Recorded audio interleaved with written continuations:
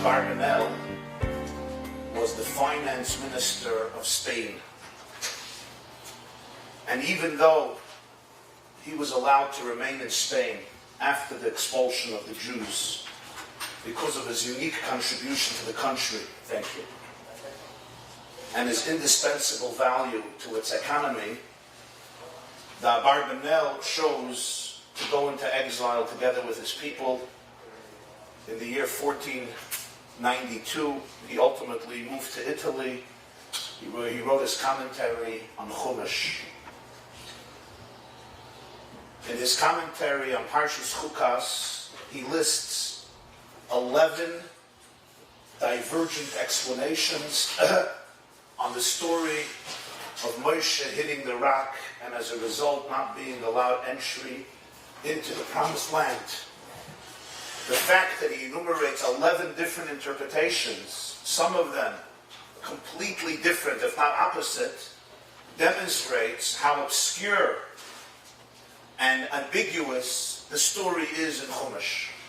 In fact, even though it's such an important story, it's such a vital story, 40 years of leading the Jewish people in the desert towards the Promised Land, suddenly the dream is completely transformed and Moshe is denied entry into the land. When you read the story to understand what happened, what was his sin, what was his mistake, what did he do wrong, it is one of the most cryptic, ambiguous stories in all of the Tanakh.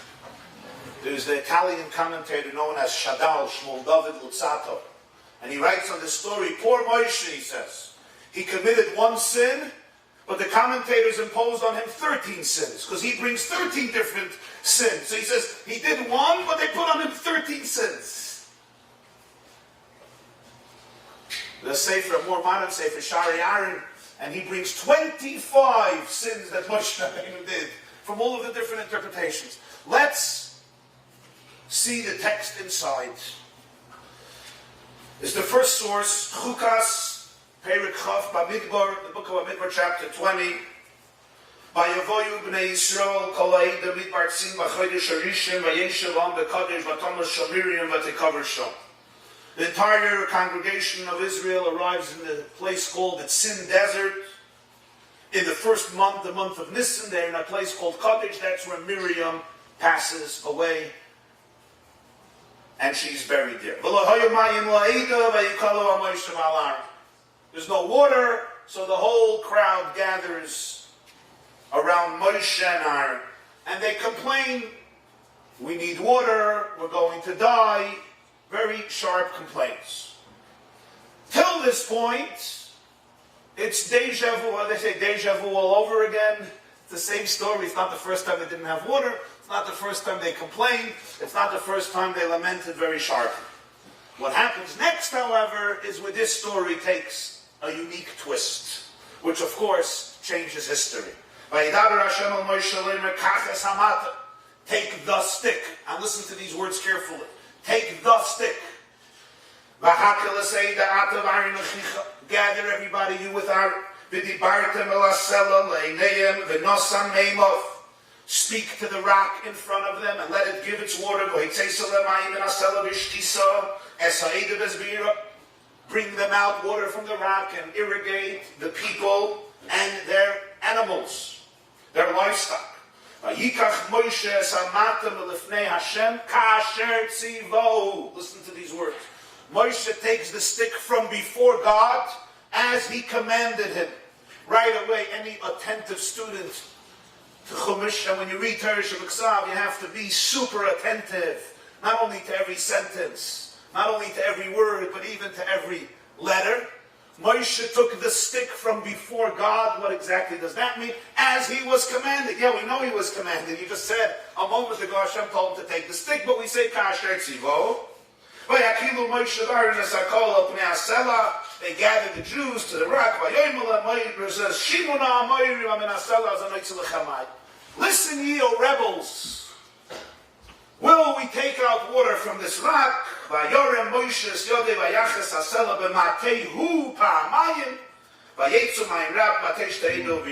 He lifts his hand, He strikes the rock twice, and a lot of water comes out. We would think, gewaldig, they didn't have water. This is a rock. He struck the rock twice. Everyone had water. The flow didn't stop. There was a waterfall that came out of this unique rock based on Hashem's commandments. And all was well when it ends well, right? That would be our perception, I think, of the story. A bomb strikes. Yan loye mantem bi laknisheni leine bnei Yisrael l'chem lo yisaviu es hakol azel ha'aretz asher nasati. Since you didn't believe me or in me to sanctify me before the eyes of the children of Israel, you will not bring them into the land I have given them. Heima mein meriva asher ravu bnei Yisrael es Hashem vayikadosh bo. If this is not enough, we now identify these are called the waters of Meriva, which means the waters of strife, the waters of conflict, Meriva, the waters of quarrel, in which the Jews quarreled with God and he was sanctified with them. And that's the end of the whole story.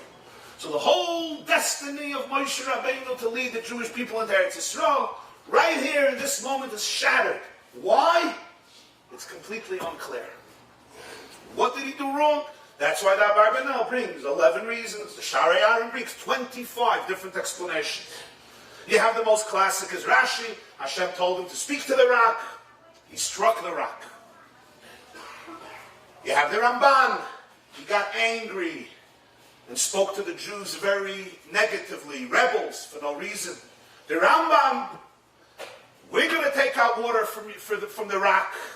That was the issue. Abarbanel himself says nothing to do with the rock.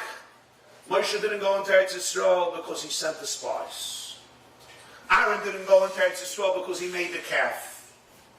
Out of respect, it became associated with this random story of the rock. It just demonstrates to you the extremes of the interpretations.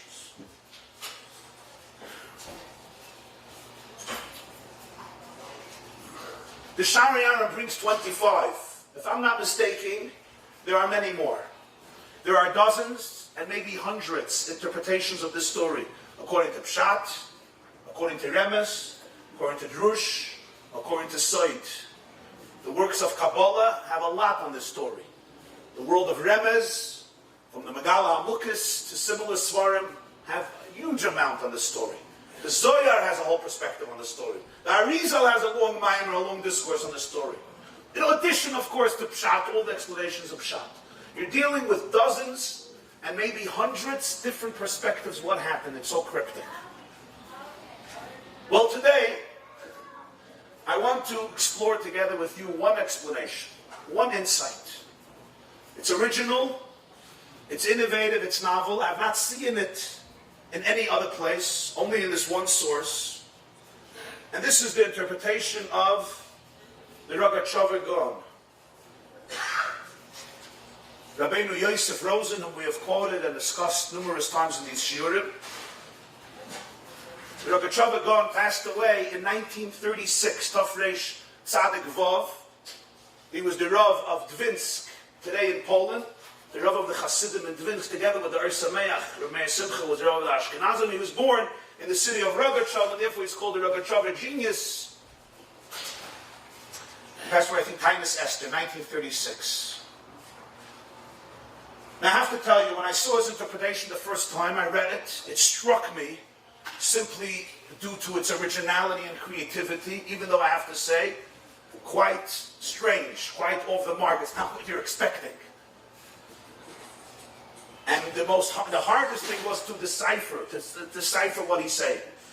Thank God, Baruch Hashem, he wrote this interpretation in two separate sources. One is Tzafnas Paneach on Chumash, on the Parsha, very cryptic. But there's another tshuva in Shal. So tshuva is Tzafnas Paneach. He was writing to somebody a tshuva, a long answer about something else. And at the end, he writes another paragraph about Mei Meriva. As a result of that, it's easier to get a little clarity into what he's saying. I mentioned to you that his writing was extremely cryptic and difficult, although his speaking was extremely clear. So his writing is very hard to understand. So I'm giving you the shiur the way I understood the words of the Rogatchover. If I have made an error, I apologize to him. in advance, and I'm sure some details might be erroneous. And let's get on the journey to see the story from his perspective.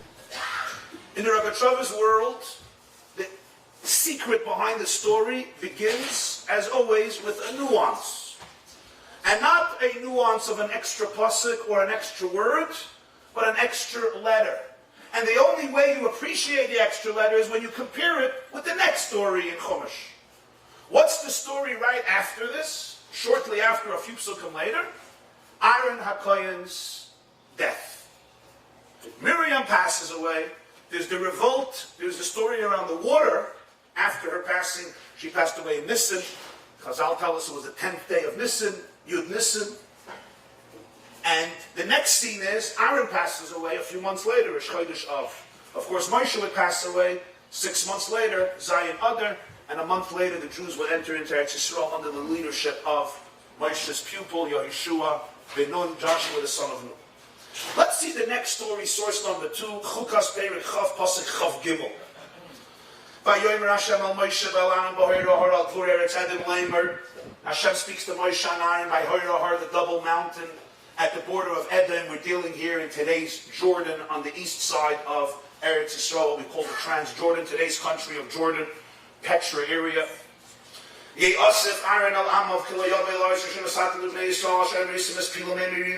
Aaron will be gathered to his people. He will pass on. He will not go into the land because you betrayed my mouth at the waters of strife. Everyone is expected to know what this means.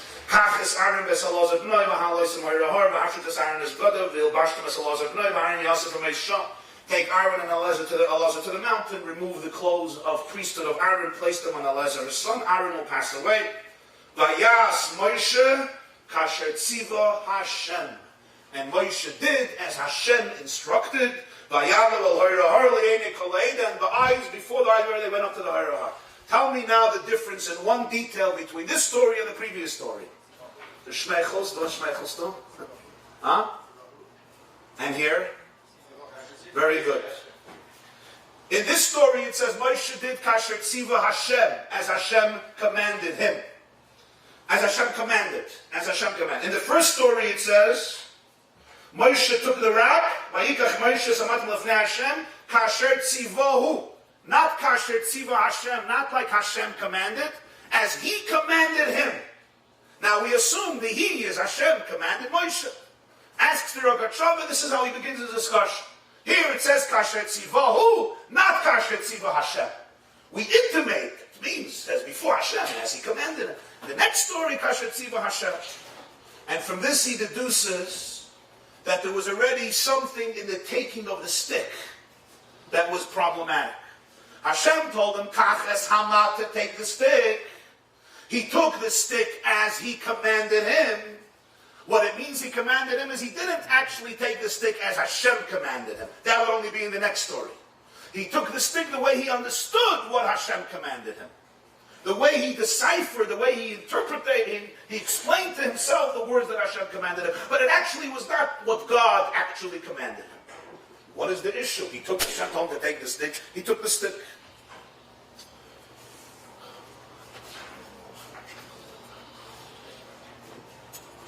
The answer is, Hashem says, Kach es hamata. Take the stick. It doesn't say Kach mata, take a stick. Take the stick. What's the stick? The stick? What's the stick?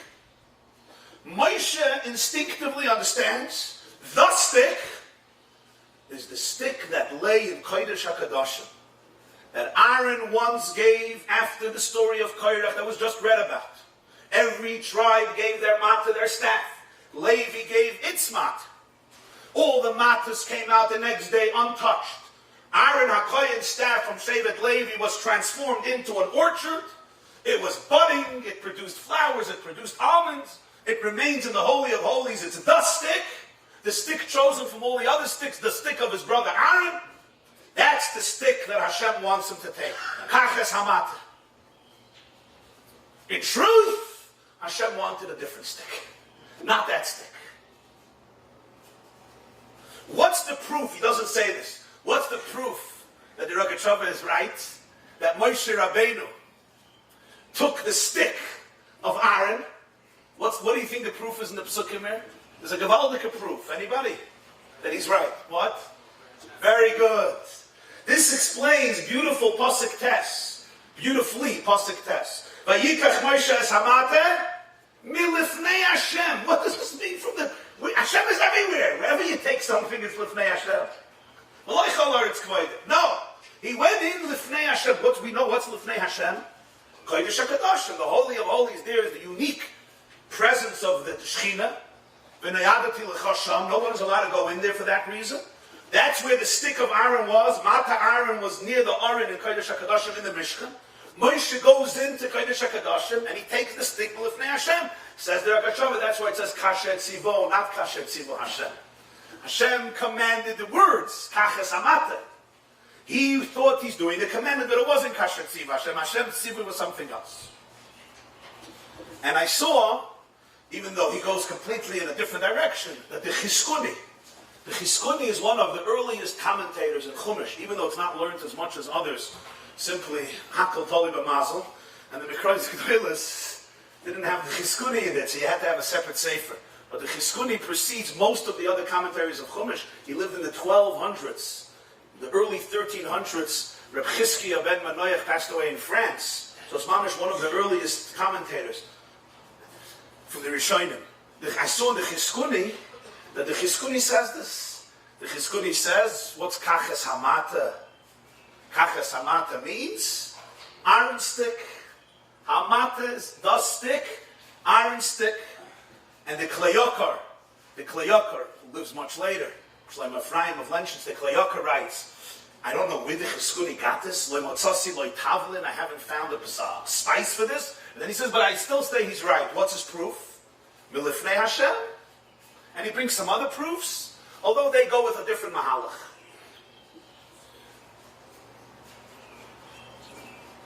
Now, what was the material of Aaron's stick? Rogatchover says it was from a tree, it was wood. He takes this for granted. I assume the proof is all the sticks, what were they made of? A regular stick. What do you make a stick out of? A stick is usually made from a branch of a tree, it's wood, and it once grew, and the chiddush by Aaron is it started to grow again. But then I saw that there's a Medrash HaGadol. He doesn't bring this, I just was looking for it. Source number 3, Medrash HaGadol Korach Yud Zayin. Daber el bnei Yisrael v'kach be'it hamata. Zeh shamar ha'kosov, the pasuk says in Yecheskel.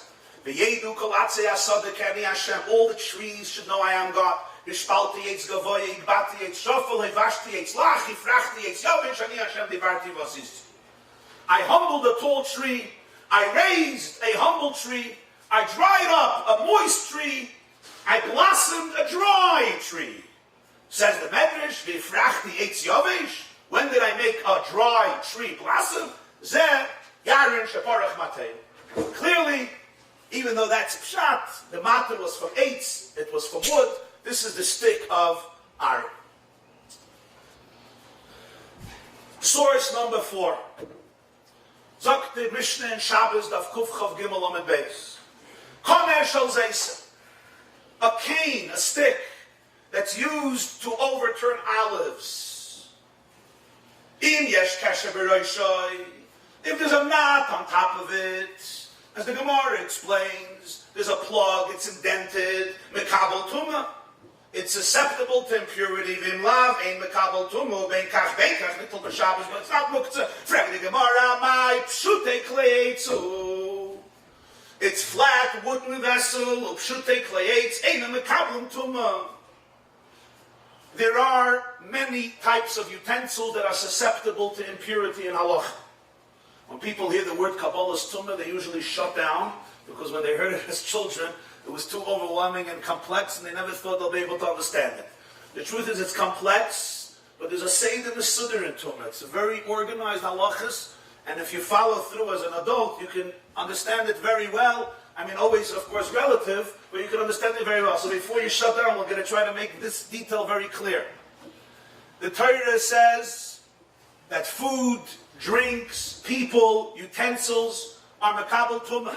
They're susceptible to spiritual impurity. For example, If they're in a tent with a corpse, the same tent, if a corpse, a mace touches it, or another source of tumah, whatever that source of tumah may be, say one of the 8 shratzim, a certain dead weasel, etc., that touches this, keli is makabel tumah. There's a few exceptions. Clay 8s, a wooden vessel, is makabel tumah, but there's an exception. Pshute clay 8s ain't a makabel tumah. It has to have a clay kibble, a flat piece of wood. Right? Like we use, for example, a beam of wood that you'll use for schach on your sukkah. You'll use a skinnier beam, but it's irrelevant. It's not makabel tumah, it's not susceptible tumah. If it has a clay kibble, what does a clay kibble mean? It's a receptacle. There's a cavity there. You could put something in. You have a wooden cup. You have a wooden bowl. Or actually, if it's something you could sleep on or it's something you could sit on, like a bed or a chair, then it's also makabel tumah, what's called tumas midras, but we're not discussing that. We're talking a regular source of tumah, pshute klayetz. If it's flat, it's not makabel tumah. Min ha-Torah, it's never makabel tumah, although there's certain instances when the rabbis did impose tumah, but that's not relevant. Now we're speaking min ha-Torah. But if there's a clay kibble, if it's a receptacle, it's makabel tumah. Why? Who said this? Dum Yedesach, the Gemara says. The same pasuk in Shmini compares a sack that gets tameh to a clay 8 that gets tameh. A sack is something that its whole intention is to carry things in it, right? You have a bag, a sack, in order to have things in it. A clay 8 that can carry things, it can hold things, it's makabel tumah. Frag the Gemara, a cane, a stick of wood, is the chrish makabel tumah, because it's pshute clay 8, there's no clay kibble. And says the Gemara, Tana Mishmei Reb Nechemia, Rishosh and Mahatach Bezeisim, Haifchoi V'roye boy.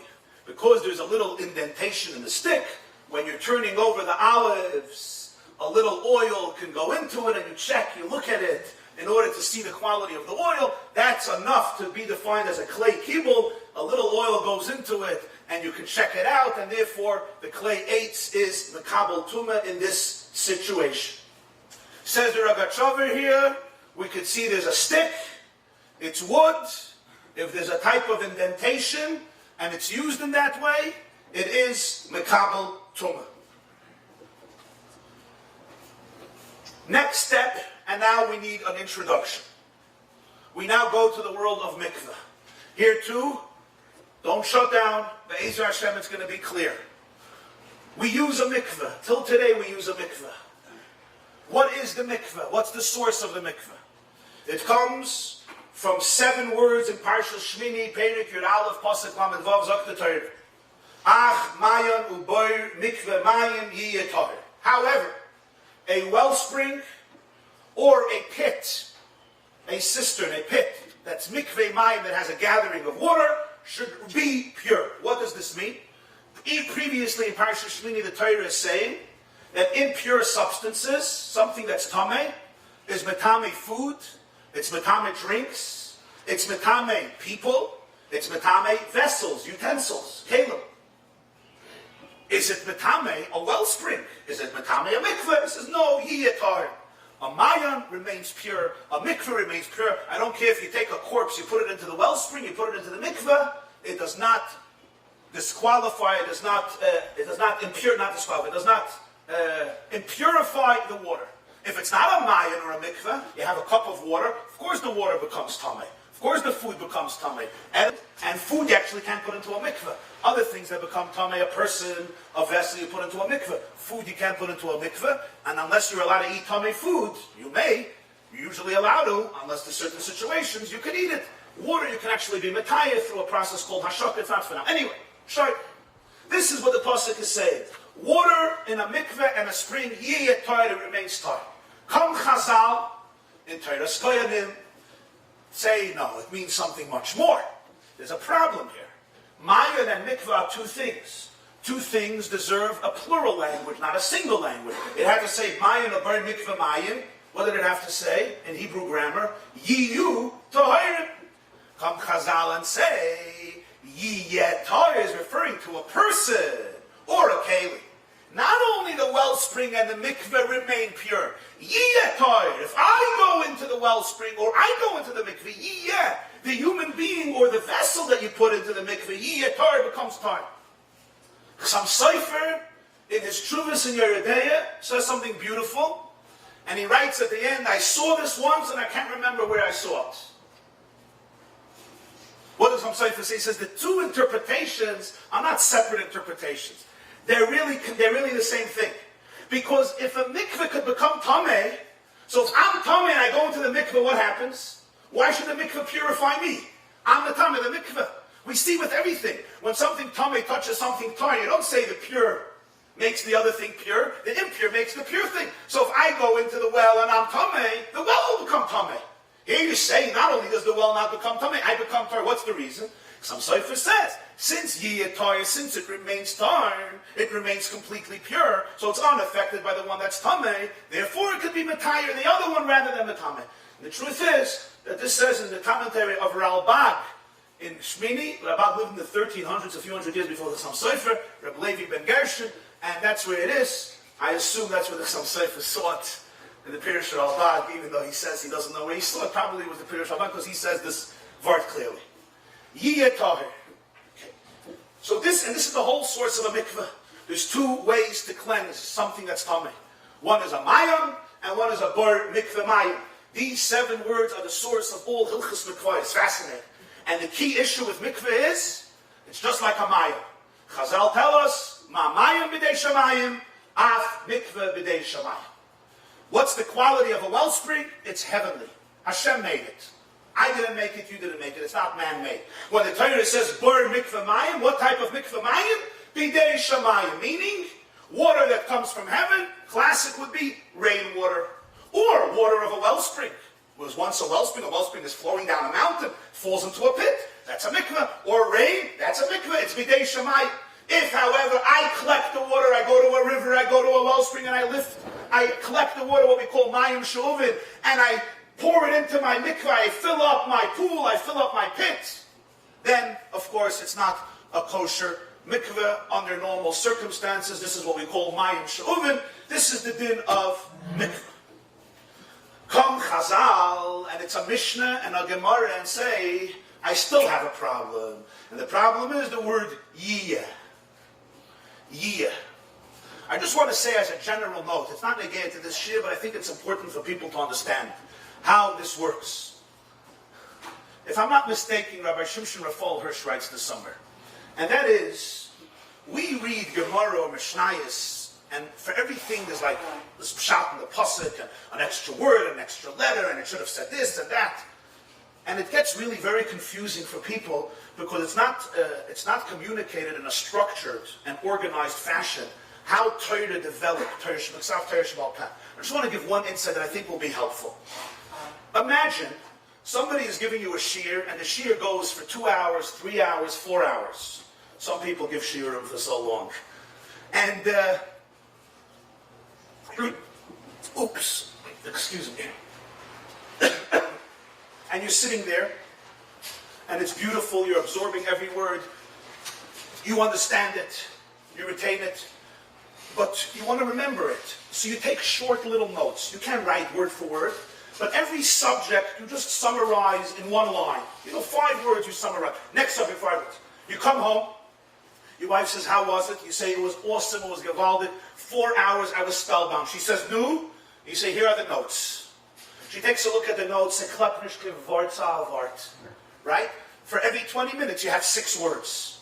She says, this doesn't make sense. It seems like it was foolish, it was rubbish. I don't understand what this person is saying. I don't see a message, I don't see a theme. So many things are unclear and ambiguous. You look at it and say, you had to be there. If you were there, and then you would read the notes, you would see in each of the notes how it captures the message. You weren't there. Moshe Rabbeinu communicated to the Jewish people for 40 years through lecturing. He spoke. He spoke. When he finished every shiur, he gave them notes to remember. A 6-hour lecture of Moshe Rabbeinu, you know how many words he put it into? He put it into one pasuk. When you heard the lecture, you looked at the pasuk. But here was the brilliance. If you're taking notes of your Rebbe's shiur, you write it to the best of your ability. The notes of the Torah captured the whole shiur in the most perfect, impeccable, flawless way. It couldn't be better, because the way it was written nuance and detail that was said by the Shir. When you read the Psukim and you heard Moshe's Shir, you saw everything. You saw the whole Gemara. You saw it all in the words. Torah Shabbal Peh is not adding pshetlach. It's reconstructing the Shir from the text. It's reconstructing the lectures of Moshe Rabbeinu from the text that he gave us, that Hashem gave us through Moshe, in order to understand Torah. And here we have a classic example.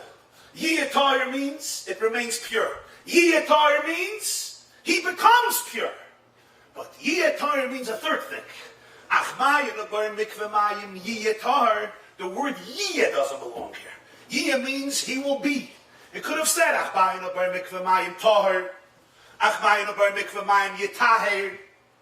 what's Yiyah? For this the Chazal have a new interpretation. Yiyah, which is the word Havaya, Shahakol Niya, existence, being. Being who Omar Vayehi, Yutke Vovke really is Yahave. He creates, he brings into existence. The Gemara often has an expression, Hoyoy Bahaviyosoi Tehei, it should retain its existence. Ba'mayon or Bar Mikvamayim Yiyah means the existence, the Yiyah, the Haviyah, the creation of the well or of the mikveh mayim. Yiyah Torah, it has to be created through something that's Torah. What does this mean? This brings us to a fascinating law in mikveh that is actually halacha l'maisa. Let's see the law. Mishnah Para Perik Vav Mishnah Dalet. Alles ist verstandig? It's clear? You're not confused with the mikveh, yeah? It's clear, good. Mishnah Para. Now here again, people see Mishnah Para. Leave me alone. This is not for me. I stay away from Paras, and I stay away from Mishnayos Para. But that's psychological childhood stuff that you got to cleanse yourself from. Mishnah Para you can understand, Mikvais you can understand, Kalim you can understand. Especially today when they have pictures for everything. We are a visual generation. Zog the Mishnah, listen to this. You need water for the Para Aduma. You need water mixed with ashes in order to sprinkle a person or a keli that became tummy through contact with a corpse. You sprinkle on the third day, on the seventh day, they go to the mikveh and the person is tahir. In order to have this water, it's not enough to have a mikveh. What do you need? You need what's called mayim chayim, the pasuk says. The parshas Chukas, the beginning of Chukas. The nasan alav mayim chayim. What's mayim chayim? How can water be alive? What does it mean, living water? Anybody? What's living water? Living water means organic water. Water that is, it's alive. You look at the water, misnaineya, celebedik, it's moving around. Why is it moving around? It's not rainwater that was once moving and now it's just laying in a mikveh. It's a living wellspring. It's flowing and it doesn't stop flowing. It's a living wellspring that's called living water, mayim chayim. Usually you don't need mayim chayim for a mikveh. A woman goes to a mikveh in the middle of the month, you don't need mayim chayim. You need a mikveh, yiyatar. Most tumas you don't need mayim chayim. There's a few. A Zov needs mayim chayim. Para Aduma needs mayim chayim. Here's the issue. There's a mountain. This is the mission. There's a mountain. And the mountain has a well. On top of the mountain, on the slope of the mountain. And it's flowing. The problem is, you're going to put a keli on the bottom. Right? It's not going to go into the keli.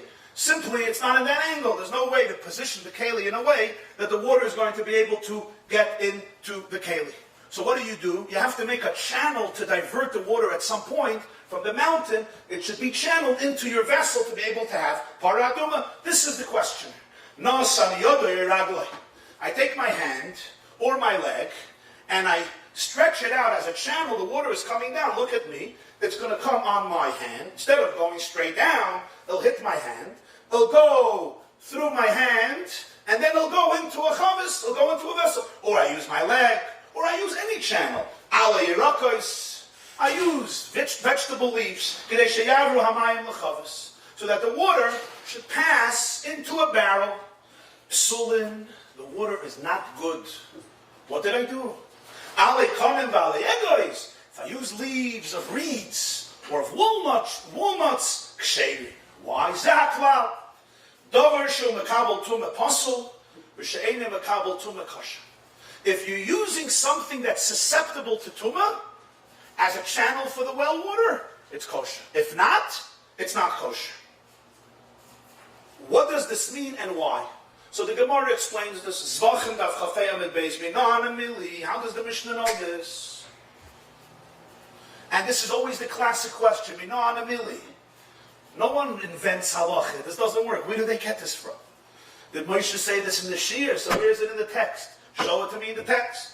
Omar Rabbi Yochanan Mishum Rabbi Yossi bar Rabba. Omar Kra, the pasuk says, Achbar mayim abar mikveh mayim yiyatar. What's yiyatar? Haviyason al yedei tarateh. The way to create a mikveh is only through something that's completely pure. My arm or leg, can it become tamei? Of course. Even if it's not tamei, it could become tamei. If the water passes through that, and that's the way it got into the barrel, so the haviyah, the creation of this barrel with water, is what? Through something that's makabel tumah? It's not good. That's why if I use leaves of vegetables, they're edible. Anything that's edible is makabel tumah. If you use leaves of reeds or walnuts, it's not edible. If it's not edible, it's not makabel tumah. Only foods that are edible are susceptible to tumah once they're detached from their roots. If they're still on the tree, they're never makabel tumah. Once they're gone, and there's a hechsher, it becomes wet, after that it's makabel tumah. That's the explanation of this Mishnah. Says the Bartanura, Rabbeinu Evadim Bartanura on the Mishnah in Parah Perek Vav Mishnah Dalet, he explains, Nasan Yadei Rangle, let's read what he says. A flow is coming down from a slanted mountain. If it would be a straight mountain, so then you put the barrel on the bottom and you get the water. But it's slanted, it's crooked. It's crooked. Its mukam is crooked. There's no way, it's not coming straight into the barrel. Which you want to fill up. This doesn't mean to make kiddush, you want to fill it up to sanctify the water with the ashes of the parah adum.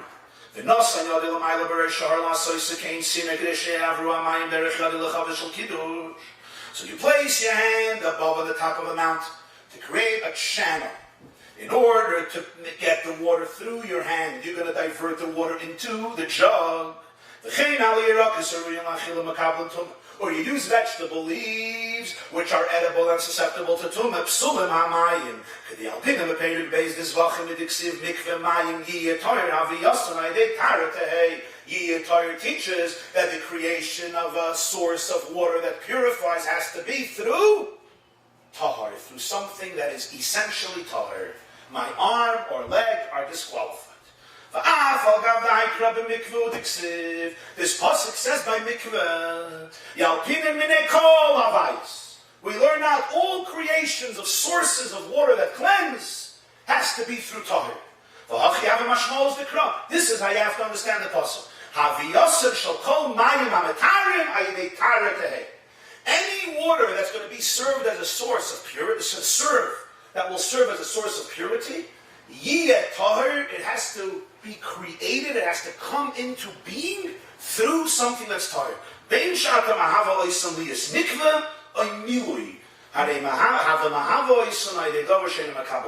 Whether you're creating it to be a mikveh, a regular mikveh, rainwater, or a wellspring, or filling up a barrel for the paraduma ashes, only through something that's not makabel tumah.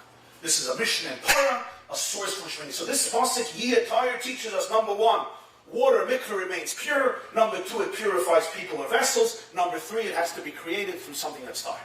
There's another Mishnah in Masechta Mikvayis, which really presents the same halacha concerning a regular mikveh, and a fascinating halacha that's actually very practical till today when we don't have a paraduma. Mikvayis Perek Hey Mishnah Hey. This is source number 9. Text. So the Mishnah, Noitfim Sha'ason Zoichalim. The halacha is there is a difference between a wellspring and a mikveh of rainwater, or of a wellspring that's not anymore alive. And that is, you know, one of the big differences is a mayam is metaher b'zoichalim. A wellspring flows, it's alive, and that's fine. A mikveh has to be ba'ashboyun, it has to be gathered in one place. If you have a regular mikveh that we use with rainwater, and we do the process called hashaka, which is another way of connecting. You connect the top water to the rainwater, they kiss each other, and it purifies the rainwater. And if that mikveh is not ba'ashboyun, it's not gathered in one place, it's zoichel, and it's flowing, so it's not kosher as a mikveh. This is also learned out from the pasuk, the ach, the mayam, the mikveh mayam, but that's beyond our discussion today. Here's the problem. Noitfin is reference to a mikveh, the water that drips down and comes into the pit. Zoichalin is a wellspring. Noitfin, Shason, Zoichalin. What happens is, let's say the top, the rim, the edge of the mikveh breaks and the water starts flowing. There's nothing to hold the water in one place, so the water is now flowing. And a person goes into the mikveh. Zok the Mishnah, Soymech, Afilu Makal, Afilu Kon, Afilu Zov, Zov, Yodet, V'toyvel, Divrei Rabbi Yehuda. I don't care what you put there.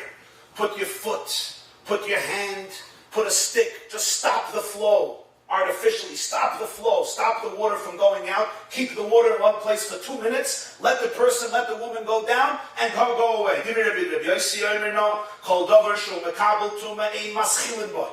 There's no way that you can hold up a flow of mikveh through something that's makabel tumah. You put your foot there. That's what's making the mikveh. Because that's what's making the mikveh kosher.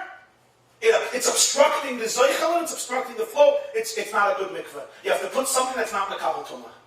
By the way, Rabbeinu Shimshon Mishams in his commentary on Mishnayos says, even Rabbi Yehuda would agree with this in principle. In Torah, nobody argues. Even Rabbi Yehuda would agree that to create a mikveh, you need something that's kosher. Here, Rabbi Yehuda argues, you're not creating a mikveh through your leg. You have a mikveh.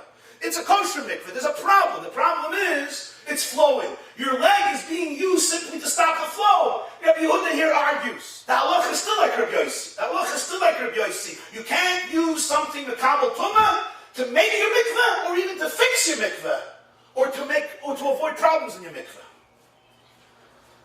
Shals HaTshuvas, Derech Agav, Shals HaTshuvas Chasam Sofer, Moshe Sofer has a tshuva Yeredeya in the laws of mikveh, Siman Reish Dalet. Somebody criticizes a psak of the Noda B'Yehuda. The Noda B'Yehuda was a Rav of Prague, Rabbi Cheskel Landau in the 18th century. It's from the Goyne Hador. The Noda B'Yehuda has in Shals HaTshuvas Noda B'Yehuda Tinyana, there's a question over there. Somebody had a mikveh. The mikveh on the bottom had wood. It was a wooden floor, fine, and it's a good mikveh. The problem is ultimately they realized that the water is going to leak out, or it's going to erode the wood, and it's going to become less than 40 saw. So a person went, and what did he do? He banged in a bunch of nails. He banged in a bunch of metal nails to hold the wood together, to make it tight, to make it very, what's the word? I guess waterproof, or that the water shouldn't leave, so it should be a kosher mikveh. So somebody came to the neighbor and said, this is a apostle of mikveh. Why is it a apostle of mikveh? Are nails, metal nails, makabel tumah? Yeah. Clay matchis, even pshutim are makabel tumah. Clay aids, if it's wooden vessels, it has to have a receptacle. It has to have a cavity. If it's matchis, if it's metal, it could be a flat tablet, has no receptacle whatsoever, a nail. It's makabel tumah. All clay matchis, all types of metals, all metals are makabel tumah. So he says, what's holding the water in the mikveh? Nails. Nails are makabel tumah. This destroys your mikveh. The Noda B'Yehuda paskin that it's kosher. When you're a Rav, you have to deal with these things, right? You didn't think of it. There's a nail. It's not tumah, it's makabel tumah. It's makabel tumah.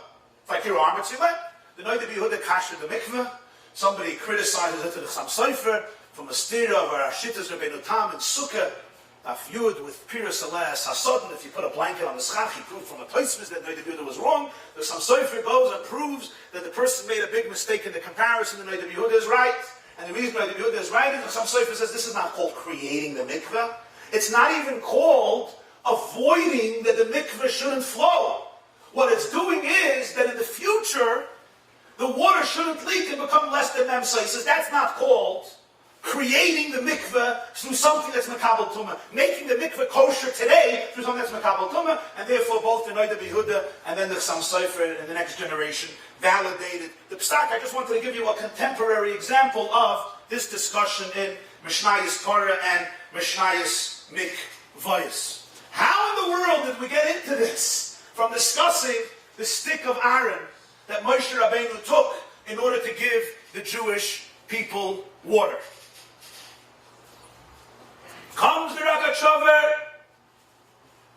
and goes to the next step. He says, I have a question for you. The Jews needed a mikveh in the desert, or they didn't need a mikveh in the desert? Of course. A Jew needs a mikveh. First of all, you have Tmeim. You have people that became Tameh. Never mind Koyanim. Any Jew, all types of Tmeim. Besides that, every single month. For family life, right? Under normal circumstances, the woman needs a mikveh. And then there's all the other tumas that exist. A Mitzayra. Miriam was also a Mitzayra. You have a Zav. You have Zava. In addition to Nida. All the sources. You have, of course, Tumas Meis. That's a major tuma. There were no hospitals in the Midbar. Although actually over there the people died differently. The Gemara says in Tainus how they went into to their grave. So I take that back. But whatever the tumas, did you need a mikveh in the desert? Of course. What did they use for a mikveh in the desert? What did they use? And the Rogatchover Kedarka says, look in Tosfos B'chayres Daf Nun Vav. Right, look up Tosfos B'chayres Daf Nun Vav. What does he prove from there? That his question is a valid question. Tosfos asks there, the Gemara says, that there's an opinion that all rivers you cannot use for Mayim Chayim, even though rivers usually have springs that the water comes from. Why? Because it's mostly rainwater. And rainwater is not Mayim Chayim. And if the majority of the river is made from rainwater, it swells from rainwater besides Nahar Pras, besides the Euphrates River in the month of Tishrei. It's a whole sugya in Gemara. It's not for now. So Tosfos asks a question. If so, how did they make the ashes for the Parah Adumah in the desert? He says in the desert they were not near the Euphrates River. The Euphrates River is where? You know where the Euphrates River is. It's in Iraq. It's pretty far from the Sinai Desert. By airplane it's not that far, but we assume that Moshe Rabbeinu didn't send people on the clouds to go get water from the Euphrates River for the ashes of the Parah Adumah. You need Mayim Chayim. Tosfos says you had Amitzoyer needs Mayim Chayim. Azov needs Mayim Chayim. Some people say Azov needs Mayim Chayim. That's a debate among the Rishonim. It's not clear. Where did they get it? Where did they get it? So the Rogatchover says, you see, there's an issue about mikveh in the desert. They needed a mikveh. So I'm asking you, how did they have a mikveh? Okay, so if they were traveling in places where there's a river, so at least according to many opinions, a river can be used, certainly if you don't need Mayim Chayim, rainwater, or a sea. Now there's a big question if you need Mayim Chayim, if you could use it or not use it. There's of course a big question, can you use a river because it's Zoichal and it flows? Right? And if it's flowing, how can you use it? I mean, these are big questions. The Ramon Shulchan Aruch in Yeridei Siman Reish Aleph Hilchos Mikvayos discusses this at length. Can a woman today use a sea? Can a woman use a river which has flowing water? If the majority is rainwater, then it's a mikveh, it can be zoichalit. However, if most rivers come from well springs can be zoichalit. And there's a big machlekes about it, although he says the minig is to be lenient, certainly b'shas hadchak when there's nothing else. That's a whole very rich and fascinating discussion about the status of those mikvahs. But what did they do in the midbar? They needed a mikveh. Oh, so they had what? Be'er Shumir. What's Be'er Shumir? Be'er Shumir was a rock. You can't go to the mikveh in a rock. But the pshat is, of course, Be'er Miriam produced water. It flowed with water. Everyone had water. And they didn't all have to fight over the rock. Have 4 million people fighting over a rock, you understand what the matzah would be. There would be a revolt, not every Monday and Thursday, there would be a revolt every hour on the hour. You see, they complained a few times about water, not endlessly. Because the rock was a source, but from there the water flowed, and it can go into channels, and it can go into cisterns, and it can go into barrels, and it can go into pits, and it can go into bathtubs, or whatever the situation there was in the midbar. I assume it was not that grand in this particular area. They had other amenities, but not the water system that we have today in the 21st century. Comes the Rogatchover and says, now let's think about this. A river they didn't have here. They didn't have any water. There's absolutely no water. So they come to Moshe Rabbeinu and they ask for water. Moshe gives them water from the rock. So what becomes their source for water? The rock. What becomes their source for mikveh? The rock. The rock becomes their source for mikveh. I assume what he means. The water is flowing from the rock. They fill it into a pit. That pit is confined, it's closed off. It's used as a mikveh for wherever it needs a mikveh. Tosfos asks a question, how do they have Mayim Chayim? And Tosfos struggles with this. It's not pashut how they have Mayim Chayim. Why doesn't Tosfos answer Be'er Miriam? The answer is what? What's the answer? It's a rock. The water came from the well. But once you fill it up in a pit, it's not a living well anymore. A living well means, you ever went to the Arizal's mikveh, right? The Arizal's mikveh, it's a flowing well. You see the water is coming out of under the earth. Elamai, they built a mikveh there. I have a friend, he's the Chabad Rabbi of Tenafly, New Jersey. His name is Rabbi Mordechai Shein. So I once went there for a Shabbos, and I went to the mikveh Shabbos morning, and I said, not the mikveh. Besides the cleanliness, it had a different feel. So I asked him, what Manishtana, what makes your mikveh different than any other mikveh I went to? So he said when he was digging for a mikveh, mamish, they were digging, they came across a living, vibrant, pulsating, strong well. Just a wellspring that was underground and it was flowing with water. So he built this cavity around that well. So he says, you're in mamish amayim chaim, and then now he warms it up also. But it's mamish, there's no ashaka, there's no zriya. The water itself is mayim chaim. I went last year, I traveled to Mezhebush in the Ukraine. So there's a story that the Toldos Yaakov Yosef was a student of the Baal Shem Tov, Rabbi Yaakov Yosef of Polna. Right, the Toldos Yaakov Yosef was from the great Rabbanim of his time. He was a Gaon Olam Enigma. And he actually wrote the first sefer of Chassidus that was published, Toldos Yaakov Yosef on Chumash. Rabbi Yaakov Yosef of Polna. So he writes a Maisa. The Baal Shem Tov had a custom, he used to take many walks with himself, or usually with a student or many students. If you've ever been to Mezhebush, around Mezhebush is a little town. I don't even think there's one Jew left in Mezhebush. There's visitors, but I don't think there's a Jewish resident. And around Mezhebush, there's a lot of forests. The Baal Shem Tov would take walks. Generally, as a child, he already loved forests. He loved his boidedus. He loved being himself with nature, with Hashem.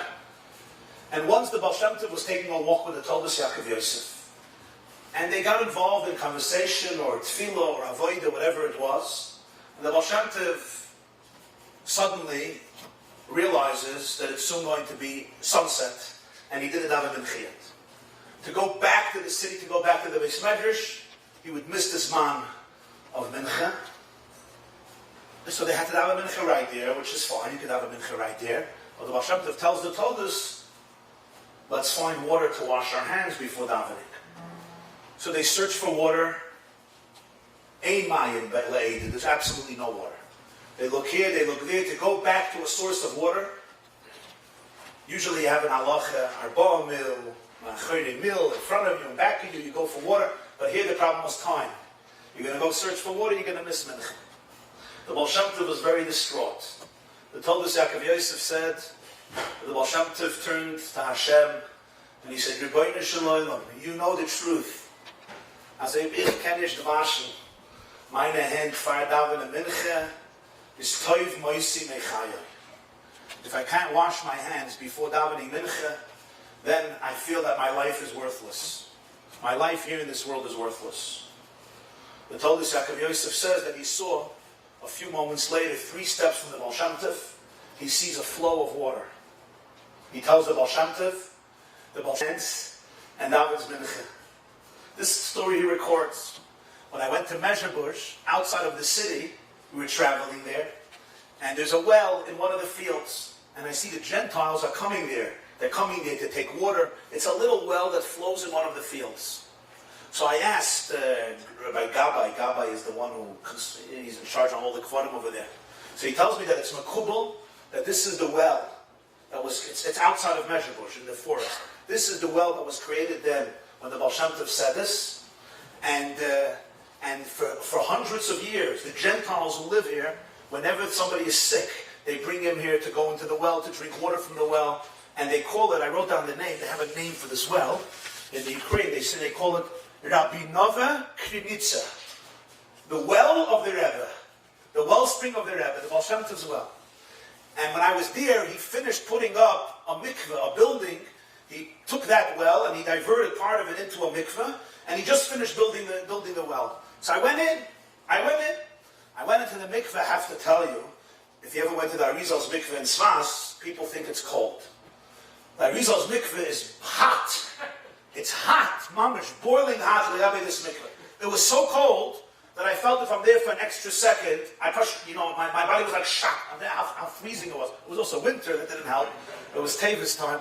So I went in, I jumped out, and that was the mikveh. That was the mikveh. And it's a fascinating mikveh. He told me they checked out the mikveh, the properties of the well. I mean, a fascinating well. The properties of the well is they thought it's a very weak well. And then they searched that the flow is mamish very, very powerful. Toldos Yaakov Yosef said that people praised the Baal Shem Tov, he made miracles. Everyone knows that all of his miracles are Shaloi L'Fiyerech is Yireh Shamayim. The Baal Shem Tov was Yireh Shamayim. His dveikus with Hashem, that was the Baal Shem Tov. That's what the greatest miracle was. That a Yid has this feeling that if he can't daven a mincha the way it says in Shulchan Aruch, so his life is purposeless, he says that was the Baal Shem Tov. Okay, so back to our desert, we have a different type of story, maybe not such a different type of story.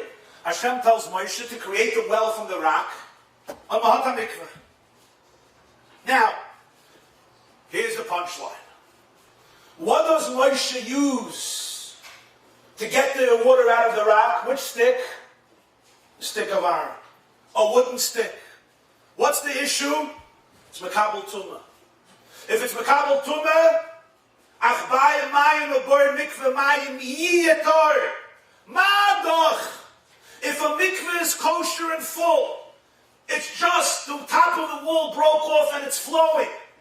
And you stop it with your hand. You didn't make the mikveh with your hand. You stopped the water. Comes Rabbi Yossi and says it's not a kosher mikveh.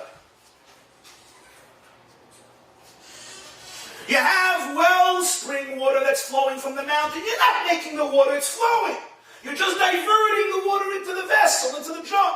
Comes the Mishnah and Parah and says, what? It's possible. Because you got the water through your arm and leg. It's Makabel Tumah. Ask for Rogatchover. You use the stick to get the water. The water now comes out from the stick. You now fill it up in a mikveh. Is it a kosher mikveh? Not a kosher mikveh. Not a kosher mikveh.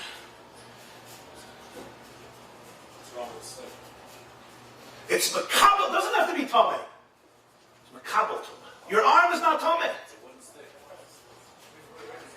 Clay kibble. Clay kibble. The stick? Because they grew on it. Not a regular stick like that. Produced. I don't know if you use a flat piece of wood. That's what he's saying. Kachas hamata.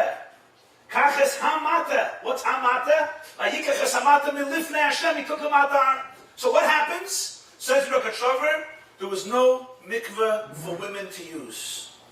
That time, there was no mikveh for women to use, whatever the time period was, because it was Makabel Tumah.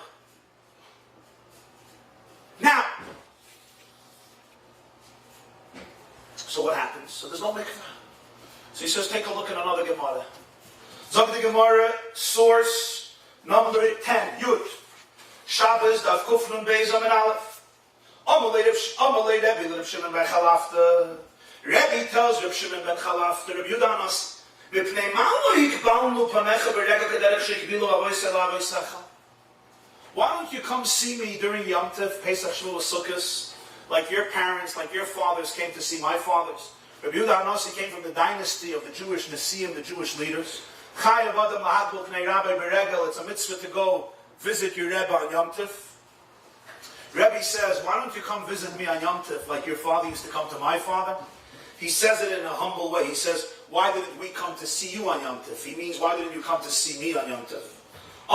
Listen to the expression. Reb Shimon ben Chalafta tells Rebbe, today we would say, version out.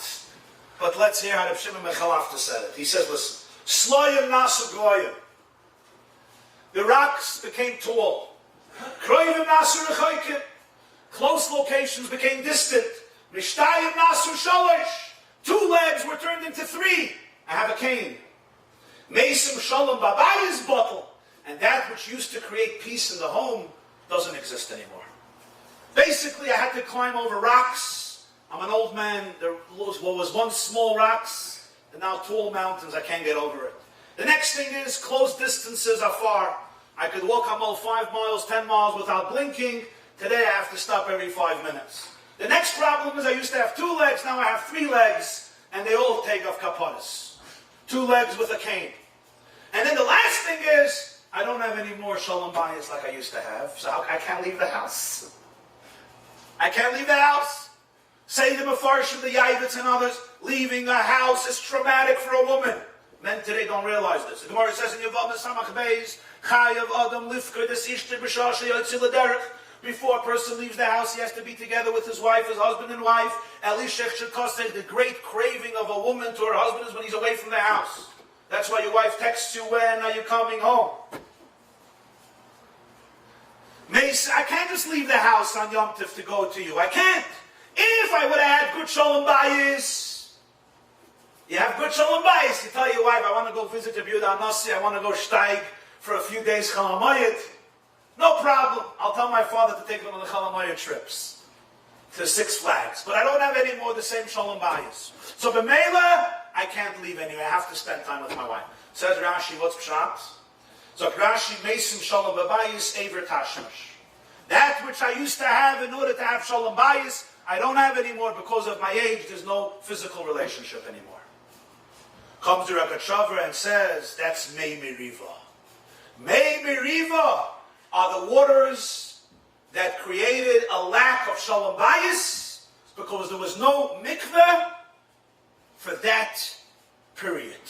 Because there was no mikveh for that time, so the woman could not go to the mikveh, it compromised the relationship and the atmosphere and the peace and the harmony and the love and the affection in the home. That's Mei Miriva, the waters that caused strife in Jewish homes between couples. Meisim Shalom Babayis, bottle. How long the period was, it's unclear from Chumash. But as long as they had that stick to use as the source of the mikveh, it compromises Yiyatar, and this is the issue of Mei Miriva. I was thinking to myself, perhaps, this is how we would explain what Hashem tells Moshe. Yan lo ye'amantem bi lahakdisheni le'enei bnei Yisrael. As a result of this, you haven't sanctified me among the eyes of the Jewish people. What in the world is the connection lahakdisheni le'enei bnei Yisrael? Take a look, perhaps, source 12, Soite daf Yitzayin Amar Aleph Darash Rabbi Akiva, Ish v'isha zachu, Shchina b'neihem. If a man and a woman are married, and Rashi says, what does it mean, zachu? Shelo yehu noyef v'hi noyefes. They're loyal to each other. You have the Shechina. Why do you have the Shechina? You have a husband and a wife. Where do you have the Shechina? Zok Rashi, Shechina b'neihem, sharei cholak es shmoi, v'shichnoi b'neihem, yud b'ish, v'hei b'isha. Hashem split up his name. You're missing Shem Hashem. He has the yud, she has the hey. The only way you can get Hashem's name back is if you bring them together, you have the yud and the hey. If you don't bring them together, you split up the yud from the hey. Comes the Maharal, and the Maharal says the next source, Be'er Hagar Maharal Be'er Dalet. And this Maharal is really a great yisoid. Oid yesh l'chol hadas, you should know a klal. Ein zivug ha'adam TV. Marriage and intimacy is not natural. Rak hu min Hashem yizborech hachibur v'hazivug. Men and women are opposites. People are different. Everyone has, I'm imposing my words on the Maharal, everyone has mishagasin. Everyone has idiosyncrasies. You have friction. Good morning, America. The Maharal also knew about it. You have issues, shalom bayis. We know it's not natural. The Rebbeinu Shalom creates the zivug. L'chtach be'ish v'isha yashem yudke hayud be'ish v'hei be'isha l'fishahu yizbarach mechaber roisam. If not, you have Eish and Eish, fire, fire. You want an Ish and an Isha, a husband and a wife. Kimi Ish l'kuch hazois. You need a relationship with God. I think what the Maharal is saying in very practical English means, if the husband and the wife don't have something that they both respect, that transcends their individual ego and identity, friction will be very likely and very natural. A relationship with Hashem doesn't mean a verbal relationship with Hashem. You call yourself religious. You can be very religious and have horrible shalom bayis. A relationship with Hashem means a real relationship. A real relationship means that you recognize the value of another person. You create space for another person. You realize that you may be not in my image, but you're still in Hashem's image. And when both of them have a respect for something transcendent, a respect for the sacred institution of marriage that goes beyond my individual ego or needs or insecurities, this is the success of a marriage. When there's no mikveh, and they're not husband and wife zachu, so lahakdisheni le'enei bnei Yisrael, the yud and the hey don't come together, as he brings from the Gemara, Meisim Shalom Babayis, is bottle. According to this Rogatchover, we have an astounding interpretation of the story.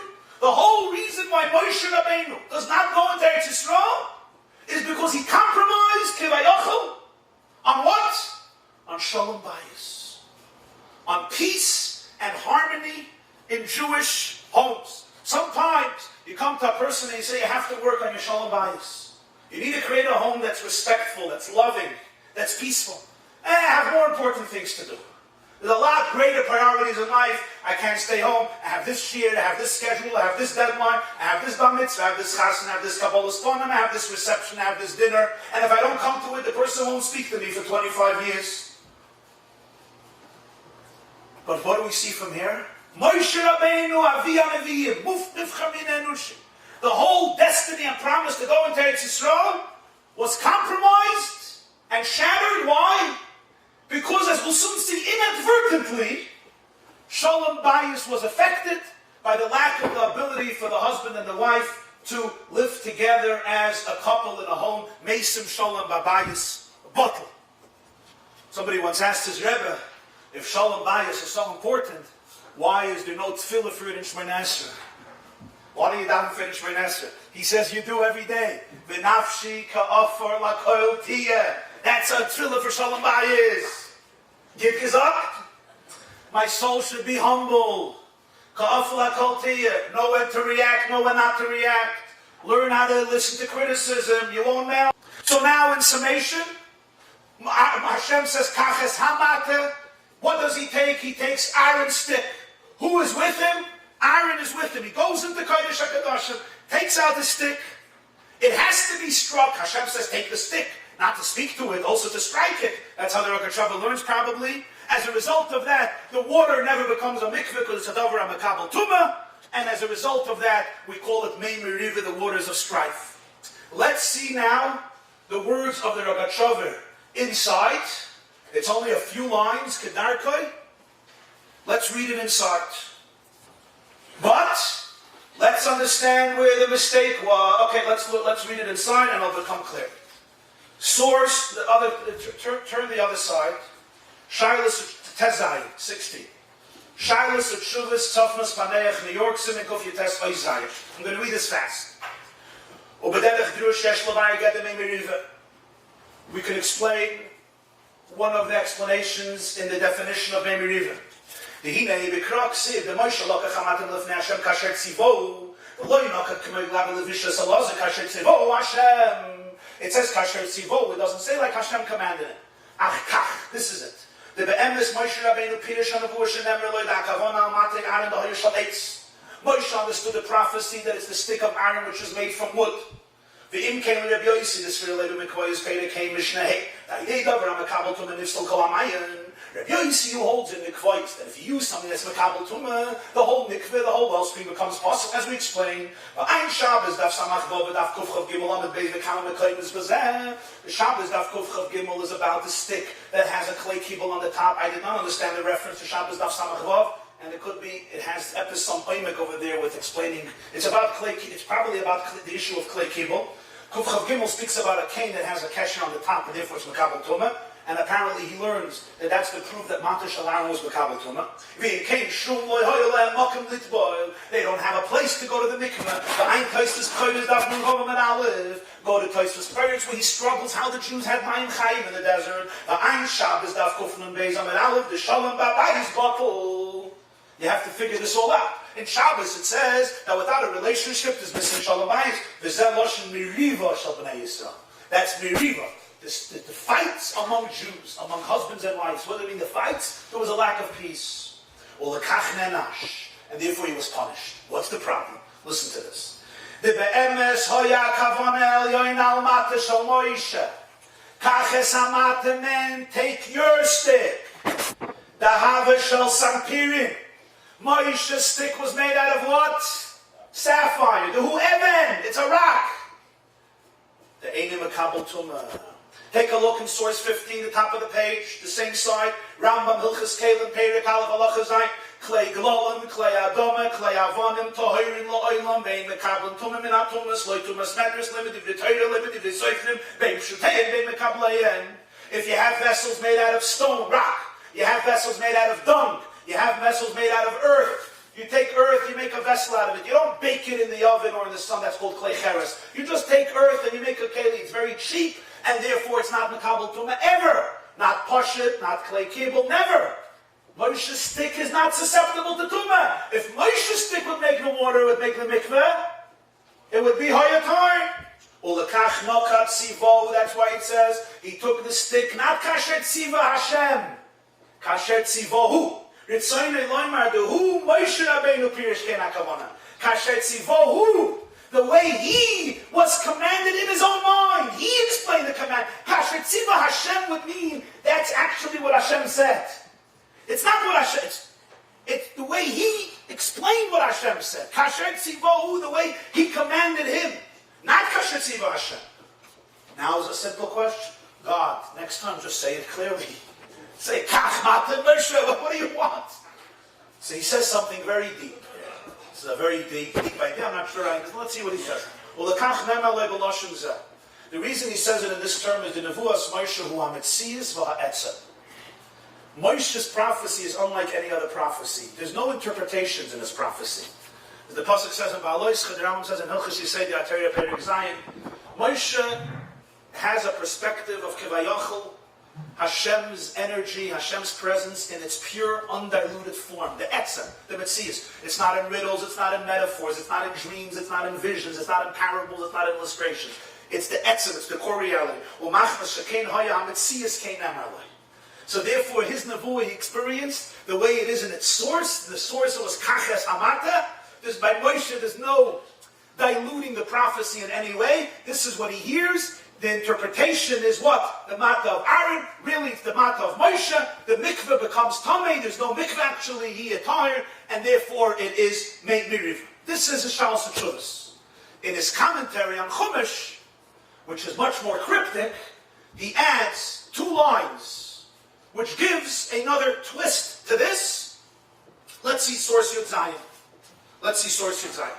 By the way, what's the source that Moshe's stick was made out of stone? Aaron's stick, it says it was 8, as we learned before. So I found in Yudalit, source for them, Mechilta B'Shalach, Amru Amata Hazeh Shal Sampirin. Moshe's stick is made of sapphire, it's not Mekabel. Take a look, Yud Zayin, Kachas Hamata. I'm going to read this very fast. V'hinei, Mar Ritzoynen Loymar, Es Hamata.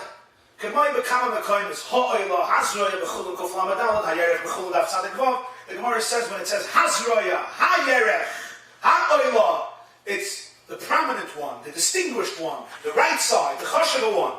Well, the Chein Darash Moshe Rabbeinu, Hamata, the stick, the great stick. It's saying the Lema Shal Aaron. For sure, it's Aaron's. Why? Ashahaya b'kodesh kadashim l'fnei Hashem. K'mavoyla, Parshas Korach. It's in front of Hashem. U'be'emes haya kavanas HaKadosh Baruch Hu mata shal Moshe Rabbeinu. It was really Moshe's stick that really meant it. V'im came, if so, well, havayachal Moshe Rabbeinu lichnes l'fnei v'l'fnim l'tumata shal Aaron.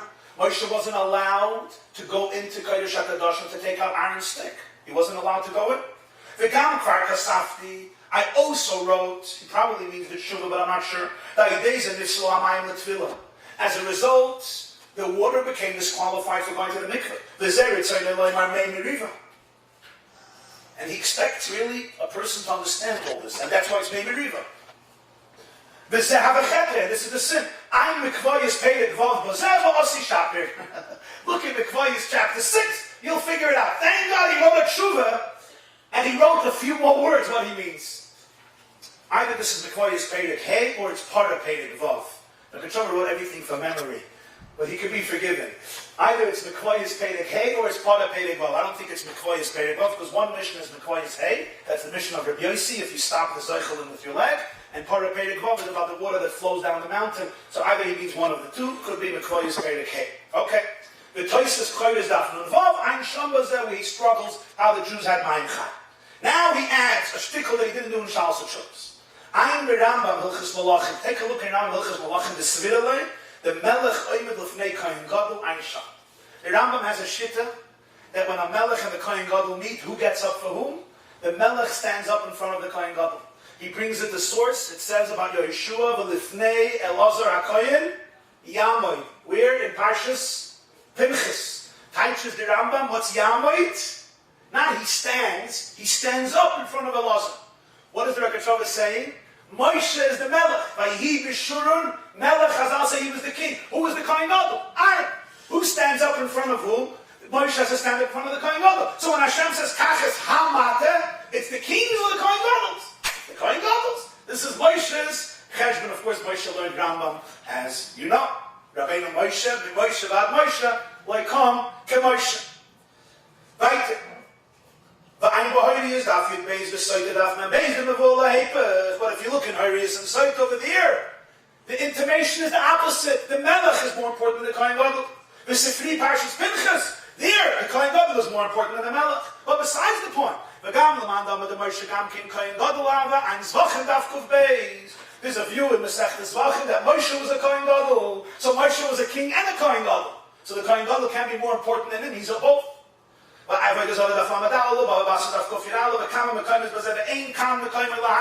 is not the place to elaborate. No kidding.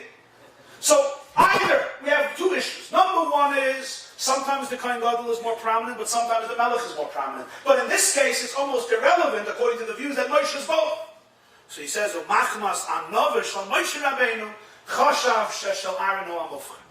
is where the humility of Moshe Rabbeinu comes into play. He assumes Kaches Hamata is not his stick, it's his brother's iron stick. And he adds a shocking conclusion. It's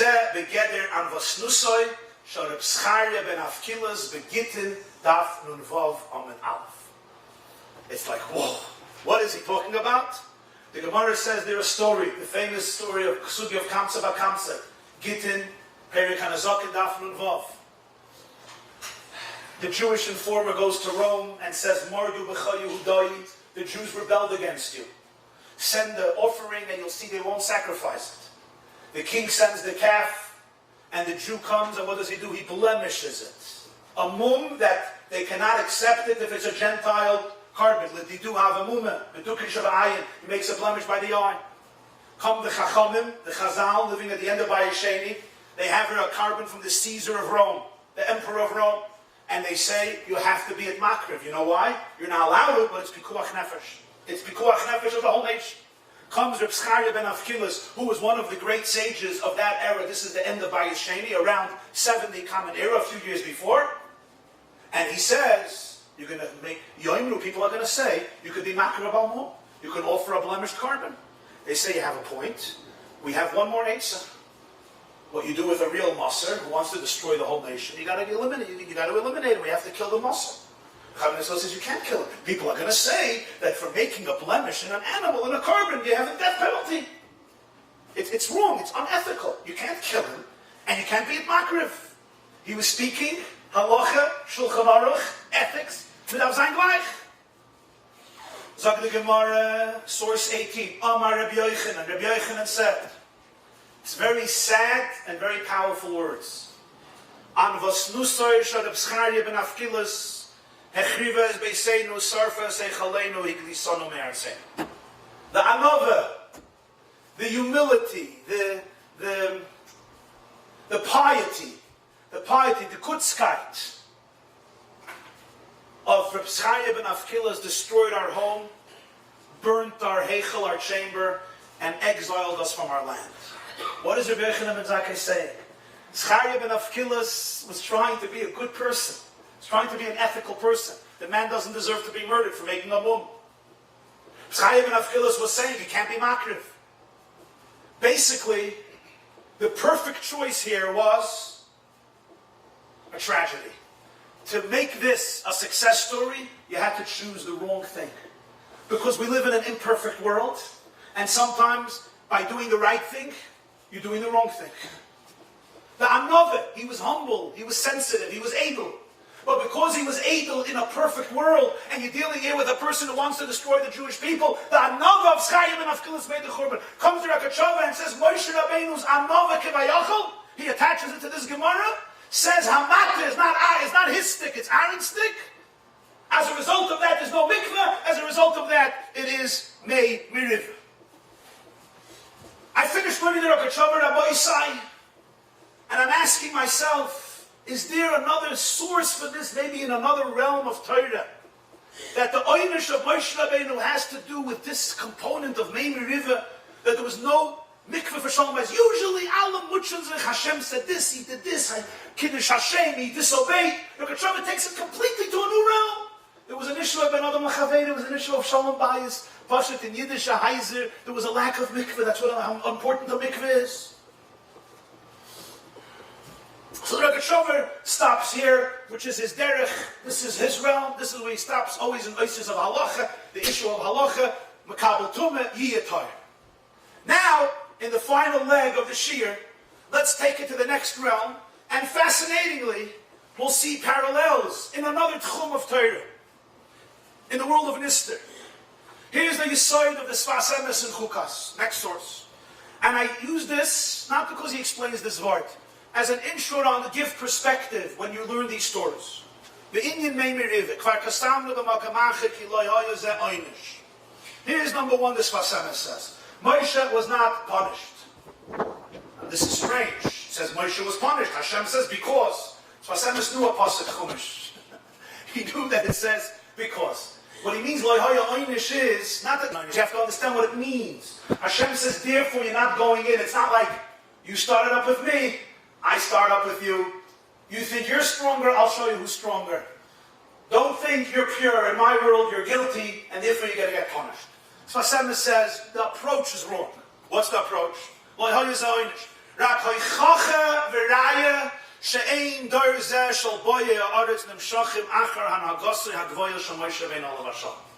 Leadership is a quality of time.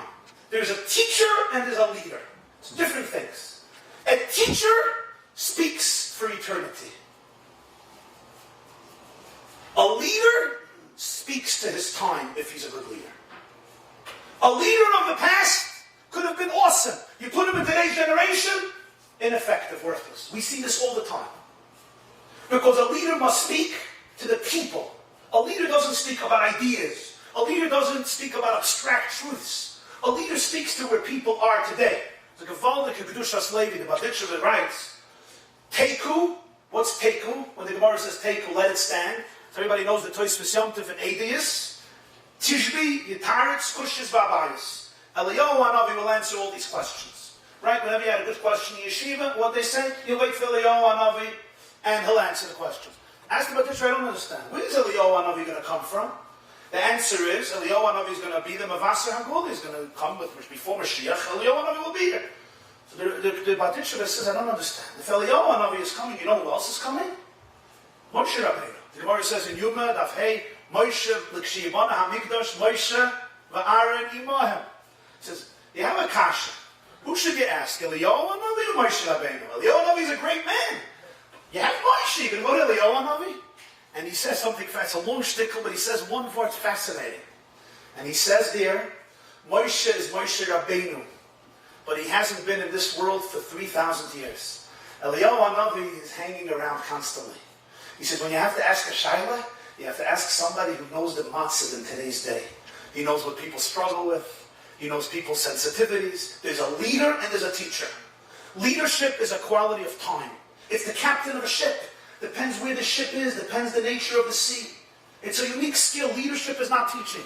Again, teaching is ideas. Comes the Sfas Emes and says, it wasn't a punishment. The story of the rock proved that the generation going in there to Yisrael cannot have Moshe as its leader. Moshe's derech, Moshe's neshama, Moshe's madrega, they cannot have him as a leader. They need Yehoshua as a leader. And the Sfas Emes goes into the whole explanation that hitting versus speaking, hitting is a whole different madrega of a relationship with the world. And Moshe demonstrated this is where he is. This is not for them. They need speaking. This Sfas Emes is mahalach. But this is a perspective. And he says, Ki Moshe is nabe bas baklarya me'ira. Moshe sees things. How do you translate baklarya me'ira? A transparent glass. Completely transparent. There's no diluting in any small way. Based on this, let's see a shtickle Arizal. Shar hapsukim ba'alois. Listen to his words. And these are loaded things and mysterious things, but perhaps we have here almost the exact parallel of what the Rogatchover says in Nigla, in Halacha, in the world of Remez and the world of Soid. Says the Heilik Arizal. Eretz Yisrael hikeneged Eishes Chayil Yiras Hashem. Eretz Yisrael is the Jewish woman, the woman of valor. In Kabbalah, Eretz, earth, is femininity. Everything grows from the earth. Heaven sends down rain. The droplets of rain are absorbed by Mother Earth, they're nurtured by the earth, they're fertilized in the earth, and then they're produced by the earth. And that's essentially the process of birth.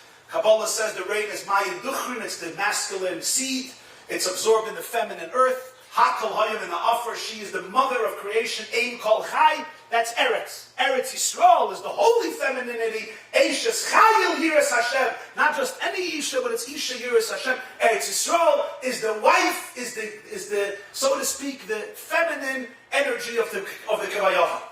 Who Mashakasa b'Zoyar Sefer HaZoyar. This is what it says in Zoyar. Ki Eretz Knan, he Sihara. Knan is the moon. The moon takes the light of the sun and gives us a beautiful romantic glow. Yeshua, the Gemara says about the Basra. The face of Moshe is the sun, the face of Yeshua is the moon. He goes into Eretz Yisrael.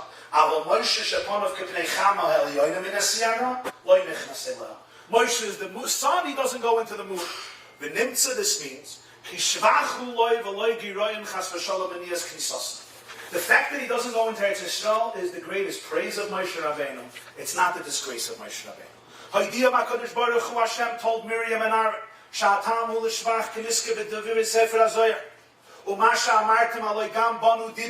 when Miriam and Aaron says we're also prophets, he doesn't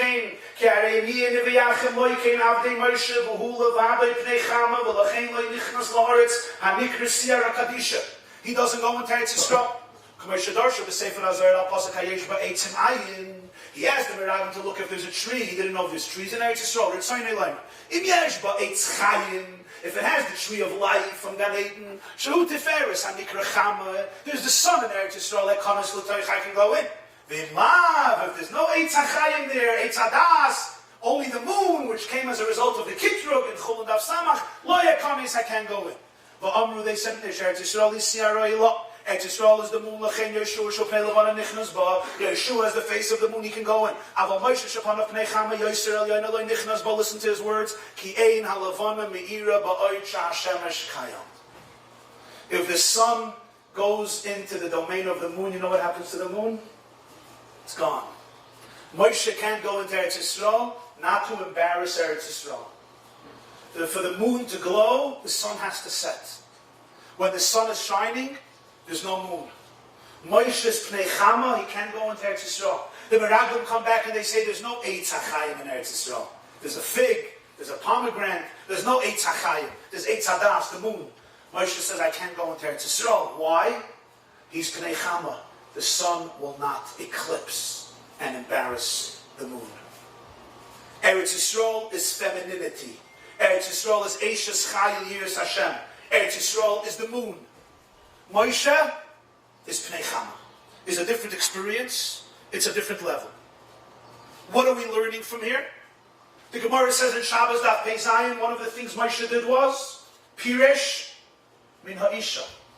He himself separated from his wife. Perhaps, and I'm only saying this b'derech efshe, and a big b'derech efshe, for Moshe, not having the mikveh working wasn't the greatest geval in the world, because Moshe for 40 years was in a state of seclusion and separation. But Moshe was Pnei Chama. Moshe was a transcendent soul. Loikein avdi Moshe b'chol beis Sinemanu. Moshe saw God face to face. We don't even have a comprehension into the type of spirituality of Moshe Rabbeinu. Indeed, that's the humility of Moshe. Ish Moshe anav moed mikol adam asher al pnei ha'adama. Moshe doesn't have an ego. Moshe doesn't have a self. Shechina medaberes mitoich groinai. It says in Medrash. He says, I'm going to give you rain. Who's the I? Nasati metar artzachem. Who's I? It's in Torah. Krishna. I'm going to give you rain. Shechina medaberes mitoich groinai. I speak. His eye is Hashem's eye. That's Moshe Rabbeinu. His humility is of a different nature. Perhaps that's what it means. He goes into Kodesh HaKadoshim to take the stick of Aaron. He's not supposed to go into Kodesh HaKadoshim. What happened when the Kohen Gadol went into Kodesh HaKadoshim on Yom Kippur? What's the opening of Masechta Yuma? Shivas Yomim Kodem Yom HaKippurim. Mafrishim Kohen Gadol mibeisai. The Kohen Gadol separates from his family life. Later he'll go back. Moshe goes into the Holy of Holies at this moment. As a result, there's no mikveh. There's no relationship between the sun and the moon, between heaven and earth, between all of the forces of nature. Moshe Rabbeinu is from a different world, as the Sfas Emes says. Eitz Achayim, Aspaklaya Meire, Madrega Hagvoya. Eretz Yisrael represents the woman of Klal Yisrael. Moshe, says Rogatchover, created Kivayachal, a certain disharmony between the feminine and the masculine, Kabbalistically too. Moshe is above Eretz Yisrael, he's the face of the sun. If he comes into the world of the moon and embarrasses and eclipses the moon, Yeshua is a diluted, a compromised level. Pnei Levana is the face of the moon. Yeshua can go into Eretz Yisrael. Moshe doesn't go into Eretz Yisrael. And so it's Isha Yiris Hashem. The Rogatchover says, May Miriam, there was a problem in taking care and nurturing the shalom between Isha and Isha. It's affected in Eretz Yisrael, Isha Yiris Hashem. At last, finally, we come to one last shtickle of Reb Tzadok HaKohen of Lublin in his Sefer Resisei Loila. And this should be your last source, Resisei Loila, page 178. Let me read it in sight.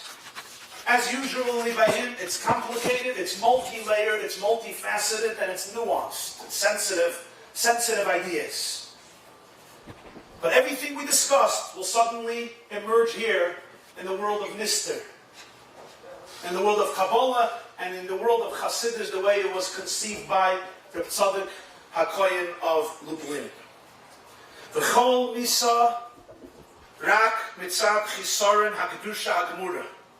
All death is a result of the lack of complete holiness. Basically, he means before the Eitz Hadas there was no death. Why should anybody die? Hashem doesn't die. You're part of Hashem. You don't die. When there's separation, and Taka, the part of you that's a part of Hashem never dies. When there's separation, there can be decay and there can be death. By Moshe there was no kedusha missing.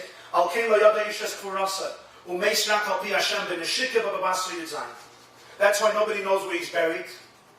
And he dies based on the mouth of Hashem by a kiss, meaning it's not the regular process of death. And the Gemara says in Soita, Moshe loy meis. In other words, the regular process of death, the way we understand it, doesn't apply to Moshe.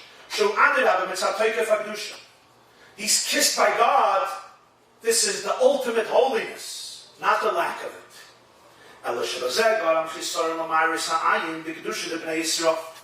What happened was, he caused, apparently, on an external level, the way we see it, he caused a void in the Kedusha of the Jewish people, but not for real. The expression, it looks like the Jewish people became less holy, even though they really did not. He says, as a result of what happened, the feeling of Kedusha wasn't so strong. And this void is connected to him because the leader is the generation. We spoke, when was it, last week? Moshe is Yisrael. Moshe is the Jewish people.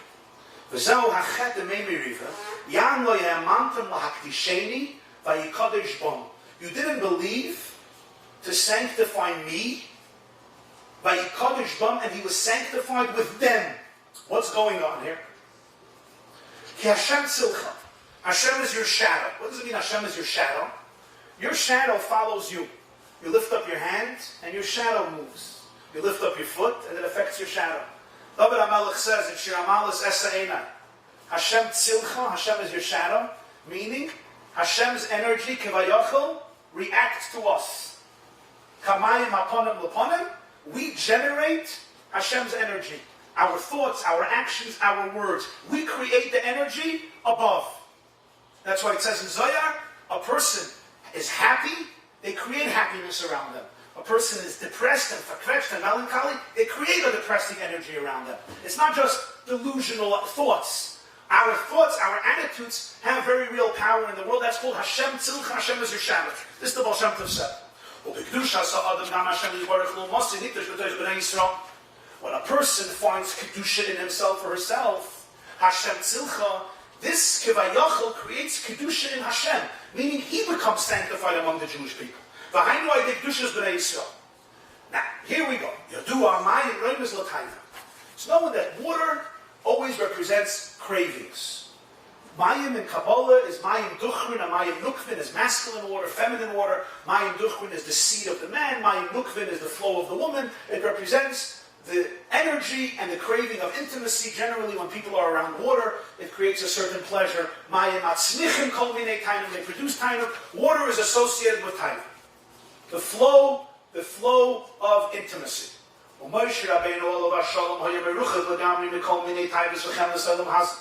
Moshe was completely distant from all the cravings of this world to the point that he didn't even conceive them. That's why he tells Hashem, where am I going to get rib steak? Moshe says, you want a stickle mon, I'll give you a mon. You want a rambam, I'll give you a rambam. You want a lakus, I can give you bread from heaven. You want a barbecue Sunday afternoon and Mom said this, you got to go to Sunday. May I only basar? Where do I have this? It wasn't a shaila of a mun. Moshe was like, this is not me. It's not Moshe. Moshe, you have to know who you are. May I only basar?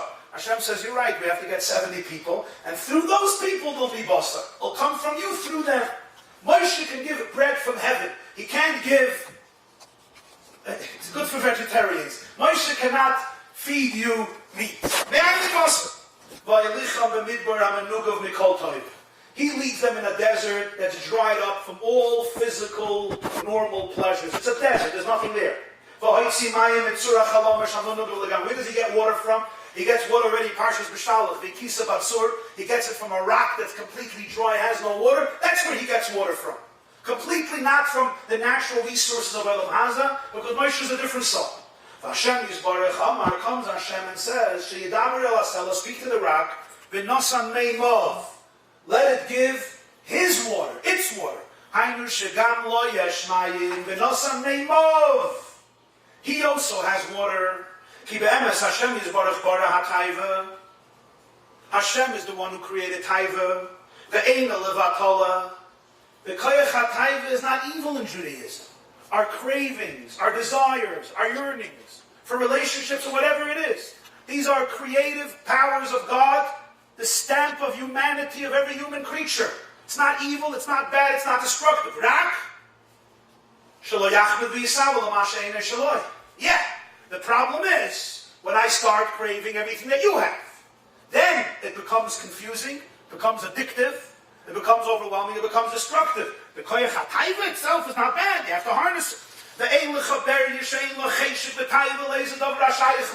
There's no creature in the world that doesn't have a taiva to that which belongs to it. If not, you're not a barrier. A barrier means you crave, you yearn, you aspire. You have to find who you are and what you need. That's what. If I start aspiring to your house and you aspire to mine, then there's a bilbul hayotzes. But the koyach hataiva means you have to know who you are, what belongs to you, and go for it. This is your dream. This is your shlichus. This is your mission. But get rid of taiva, chas v'shalom, repressing people, crushing people, turning them into robots, factories, zoisloi, full creativity. Find who you are. Find your koyach. Find your shlichus. Find your taiva, not somebody else's taiva. V'zeh meimov hashayochem loy. Which one tells Moshe, you think you're completely beyond taiva, go to this rock. V'nosan meimov, let him give his water, Moshe's water. Your own water. You have to find your water. Don't start craving things that you think are yours, but they don't really belong to you because you don't know who you really are. And that takes a big avoid, and that discovery sometimes takes a few gilgulim, a few reincarnations. And when you speak to the rock in the name of God, it will give out its water. What's the water? The water is the koyach of intimacy, the koyach of taiva. It will give out its water, l'shem shamayim. Now everybody will channel their creativity, their passions, their emotions, and their feelings the way in order to fulfill their mission in life, in every area in life, of course, including in koyach hataiva. V'nasa meimov, its own water, but for this you have to speak to the rock. V'zeh kedushas ha'taiva the bnei Yisrael. The Rebbeinu Shalom was addressing at this moment the sanctification of the taivas, of the cravings and the passions of every Jew. Even though every one of them has taivas, and when you look at those taivas, sometimes you go fat. Says Reb Tzaddik, Amitas ta'avosom shal Yisrael hu Hashem Yisbarach. Beautiful words. The emes taiva of a yid is dveikus, intimacy with Hashem. However, he may not be aware of what Hashem is, And he may not be aware of the depth of his own taiva. So he attaches his taiva to different outlets, which is really what all addiction is. When I'm searching for alcohol or food or gambling or websites, the alcohol is really what I'm looking for. I think I'm looking for it. I feel I'm looking for it. I really have a very deep void. And I never met that void. I never filled my own taiva. So I look for things that can compensate and make me feel short-term good. The problem is it's short-term because it's not real. Because you're not filling your taiva. You're not identifying what you need in life. And the ultimate sachakel of all your taivas is you're looking for God. You're looking for dveikus. You want a real relationship with truth, with yourself, with reality. That's what Rabbi says. That's the real taiva. It comes across in thousands of taivas. It could be from cheesecake to some things that are uglier. But the nikud is Hashem. V'chol tavasam l'shem shamayim. Comes Moshe. Moshe Rabbeinu alav hashalom. He could besel hakol. He takes the rock. He goes trach. What does he say? Roim is liyisurin ubitush kashi saguf shlo yishka b'tavois. Moshe says, the way you deal with taiva is you have to strike the rock, not speak to the rock. Not v'dibartem el asela v'nosam meimah. You have to strike the rock. You have to hit the guf. You have to crush the body that it shouldn't submerge in his taivas. Because Moshe, who knows what the real taiva is, but he says, I want to take you away even from what your taiva looks like.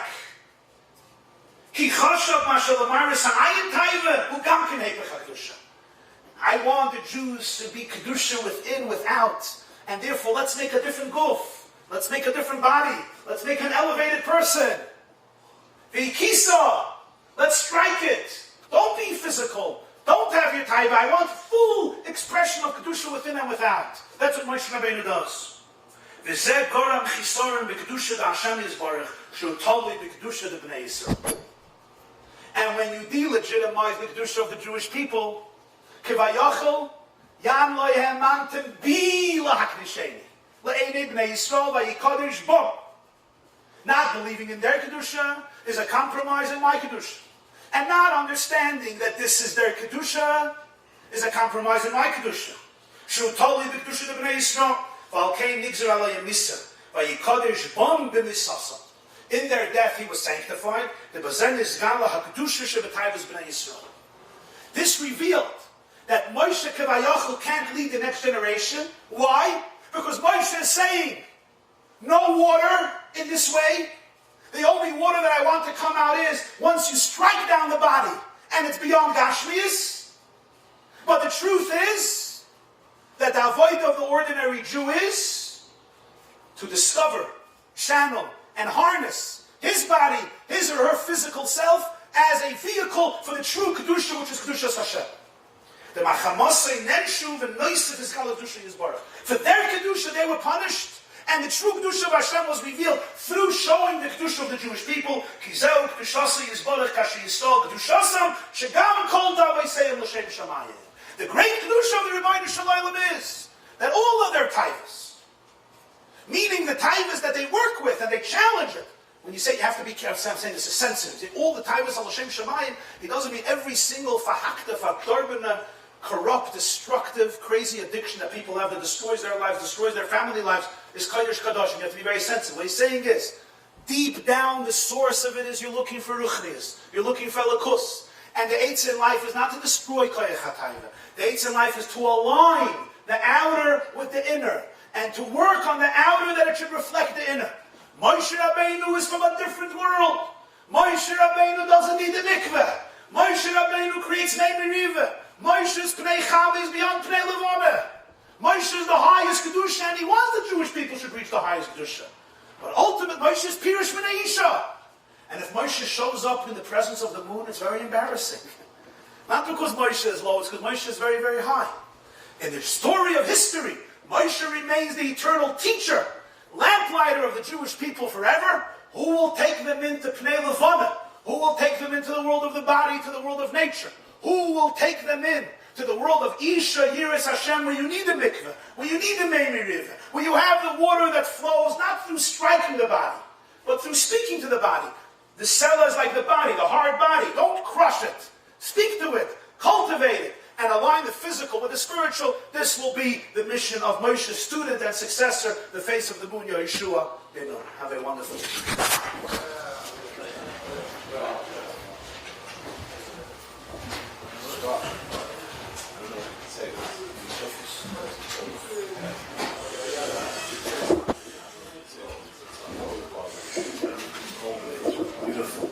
Beautiful.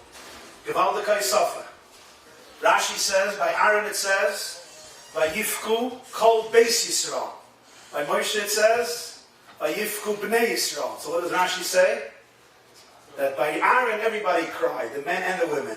By Moshe, it wasn't that way. Because Aaron's whole union was Shalom Bayis. Very geschmack, thank you. Yeah. Who said that Moshe attacked You understood? Yeah. Who said that Moshe attacked intentionally? Possibly, as I would say. I don't think his idea is that anything was intentional. That's why I wrote the Svasemas. It's not that Moshe was intentional and Hashem was busy punishing him. It's that, based on who Moshe is, it's on his answer. He doesn't go there. Just you want to care for everyone. And like this is like I separate from my wife, and that's what I'm doing. Right. I'm making it for everyone But a else. leader could give what he is. Moshe could bring the Jewish people to who he is. I cannot be who I'm not. Right? Moshe is a certain upbringing, and that's what Rizal says. He's the face of the sun. He comes in at night with the face of the moon, there's no night left. So it's not that Moshe intentionally didn't want to make it. In other words, it's not the king of Moshe and his humility. This is how it played itself out. Ultimately, of course, the idea was that this was a revelation that Moshe doesn't belong in exile. In other words, all these stories are not so much stories where somebody acts in a way, and because of that they're punished. The stories just bring out the truth of how history runs and how existence develops. The stories brings out who Moshe is, who the Jewish people are, who Yeshua is, what Eretz Yisrael is, etc.